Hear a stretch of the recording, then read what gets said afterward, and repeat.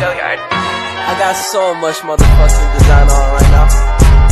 Break it down, bring it back, make it clap. I got 3 old thoughts, new guap, where that thing. Bitches on my line, and you know they come strapped, hold up.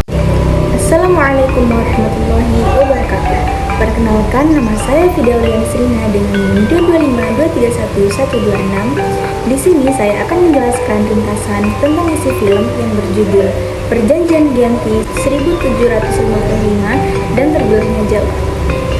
Perjanjian Giyanti merupakan suatu peristiwa besar di masa silam. Situs sejarah ini hadir sebagai perekat ingatan kolektif masyarakat dengan peristiwa tersebut. Perjanjian ini lahir sebagai sebuah kesepakatan segitiga politik antara Pakubuwana III, Pangeran Mangkubumi, dan Perserikatan Perusahaan Dagang India Belanda atau yang disebut dengan VOC. Pada 13 Februari 1755, nama Giyanti sendiri diambil dari lokasi penandatanganan perjanjian, yakni di desa Giyanti. Dalam pelafalan Belanda, ia tersebut sebagai Giyanti, dan sejarah tertulis ia terbaca sebagai Giyanti. Tempat tersebut sekarang dikenal dengan Duku Kerteng Jantiharjo, Karanganyar, Jawa Tengah. Di masa silam, perjanjian Giyanti ini dibuat dalam rangka meredam api konflik yang telah terjadi berlarut-larut pasca perpindahan Keraton Kartasura ke Surakarta. Api di peristiwa Geger Pejingan ternyata belum mati, tepat di sumbunya.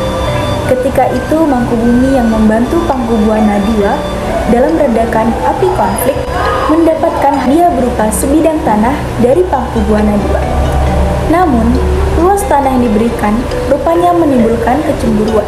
Salah seorang pangeran lalu mengeluhkan ketidakadilan terkait hadiah tersebut kepada Gubernur Jenderal Baron van Inkom.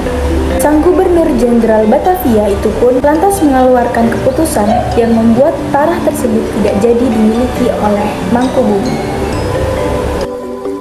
Perlawanan ini mendorong Gubernur VOC untuk Jawa Utara, Nicholas Harting, mengambil sikap untuk menyelamatkan daerah operasionalnya secara tertutup. Martin melakukan perundingan dengan Pangeran Mangkubumi. Setelah berkali-kali melakukan perundingan, Harting bersepakat dengan keinginan Pangeran Mangkubumi yang juga hendak menjadi penguasa di tanah Jawa. Pada 23 September 1754, nota kesepahaman antara VOC dan Mangkubumi terlaksana. Nota tersebut disampaikan kepada Pakubuwana III, sang pengganti Pakubuwana II.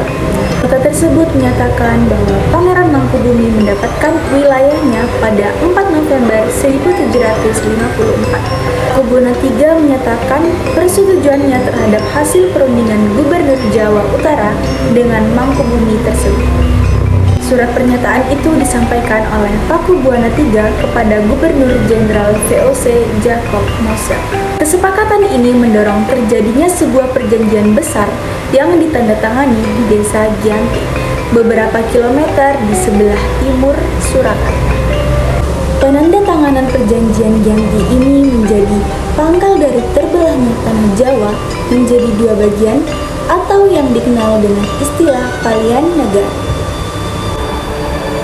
Hal ini menjadi awal mula naik tahtanya Mangkubumi di Yogyakarta sebagai Sri Sultan Hamengkubuwana I dengan gelar Senopati Ingalogo Safidin Panotogomo Khalifatullah sejak ditandatanganinya perjanjian tersebut pada 13 Februari 1750. Akan tetapi keterbelahan masyarakat Jawa tersebut tidak terjadi seketika atas perjanjian Giyanti. Proses pembagian wilayah dan juga aspek lain seperti bahasa mengalami proses panjang yang berjalan seiring waktu. Perjanjian Giyanti yang tidak merinci pembagian wilayah pada gilirannya menimbulkan rentetan-rentetan peristiwa. Sementara itu, pasca perjanjian Giyanti, Raden Mas Said atau Pangeran Sambernyawa yang juga merupakan Trapakubuwana turut menuntut hak sebagai penguasa wilayah. Dalam gerakannya, pada Oktober 1755, Pangeran Sambernyawa berhasil mengalahkan satu kelompok pasukan VOC. Kemudian, pada Februari 1756, ia juga hampir membakar keraton yang baru didirikan di Yogyakarta. Setelah perang bertahun-tahun, VOC akhirnya menyudahinya dengan penandatanganan Perjanjian Salatiga pada 1759. Perjanjian ini membuat tanah Jawa kembali terbagi.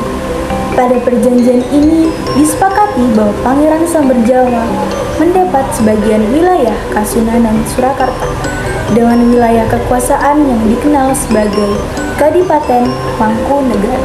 Pangeran Sambernyawa pun berjatah tahta dengan gelar Kanjeng Gusti Pangeran Adipati Arya Mangkunegara Leloho Joyo Niseso Senopati Inalogo Satrio Roko Mataram Inaga Winagari Surakarta Hadiningrat.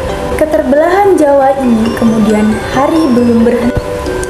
Pada 1813, di masa Gubernur Jenderal Thomas Stamford Raffles dari Kerajaan Inggris, Kesultanan Yogyakarta juga terbelah dan lahirnya Pangku Alaman. Dengan demikian, tanah Jawa kemudian memiliki 4 wilayah pemerintahan, masing-masing tumbuh dengan perbedaan model dan orientasi politik. Hal ini pun mengantarkan Jawa kepada rupa yang beragam. Dinamika politik yang digerakkan oleh angin revolusi pada masa pertengahan 1940-an membuat masing-masing mengalami nasib yang berbeda. Hal ini berujung pada perbedaan status hingga hari ini.